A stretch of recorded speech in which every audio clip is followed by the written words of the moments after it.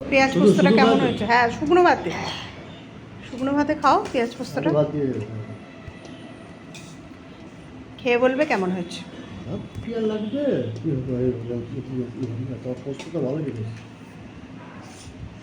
কেমন লাগছে গো? ভালো, একটু ঝাল ঝাল করে করেছি।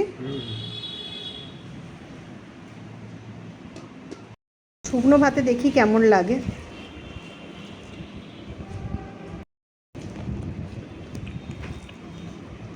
ও দারুণ লাগছে গো, এই দিয়ে এক থালা ভাত খাওয়া হয়ে যায় বলো, তাই না? গরম ভাতে পেঁয়াজ পোস্ত খেতে দারুণ লাগে। আমি তো বাপের বাড়ি গেলেই আমার মা আর কাকিমা এটা খুব ভালো করে। আমি বলি যে একটু পেঁয়াজ পোস্ত করো, খেতে দারুণ লাগে গরম ভাতে। তো দেখো আমিও পেঁয়াজ পোস্তটা বানালাম, আর করাও তো ভীষণ সহজ। তো অনেকেই হয়তো তোমরা করো, তো আমি কিভাবে করেছি তোমাদের বলি, আর খুবই সোজা, খুবই তাড়াতাড়ি হয়ে যায়। প্রথমে পোস্তটা 3টে কাঁচা লঙ্কা দিয়ে আমি একটু কচাভাবে বেটে নিলাম। তারপর দেখো কড়াইতে একটু সর্ষের তেল গরম করে তার মধ্যে একটু কালো জিরে ফোড়ন দিয়ে দিয়েছিলাম। 3টে কাঁচা লঙ্কা আমি বেটে দিয়েছি। আর দেখো পেঁয়াজটাও আমি ভাজতে দিয়ে দিলাম, সরু সরু করে পেঁয়াজগুলো কেটে রেখেছিলাম।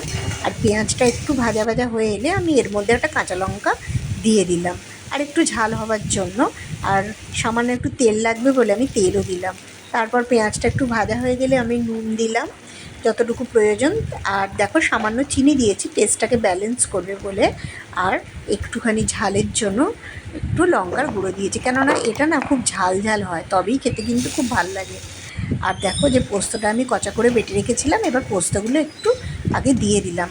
দিয়ে পুরো পোস্তটা দিয়ে এবার পুরো পেঁয়াজের সঙ্গে ভালো করে মেশাতে থাকলাম। পেঁয়াজটা আর পোস্তটা যেন খুব ভালোভাবে মিশে যায়। আর একটু ওই বাটিটা ধুয়ে, মিক্সির বাটিটা ধুয়ে জলটা আমি দিয়ে দিলাম। আর কাঁচা তেল ছড়িয়ে ছড়িয়ে দেখো আমি লাস্টের দিকে এই পোস্তটাকে ভাজতে থাকলাম। এটা যে কি দুর্দান্ত খেতে লাগে কি বলবো, যারা খেয়েছে তারা জানে। শুকনো ভাতে দারুণ লাগে। দেখো পেঁয়াজ পোস্তটা আমার হয়ে গেছে। তোমাদের যদি ভালো লাগে অবশ্যই কমেন্টসে জানিও।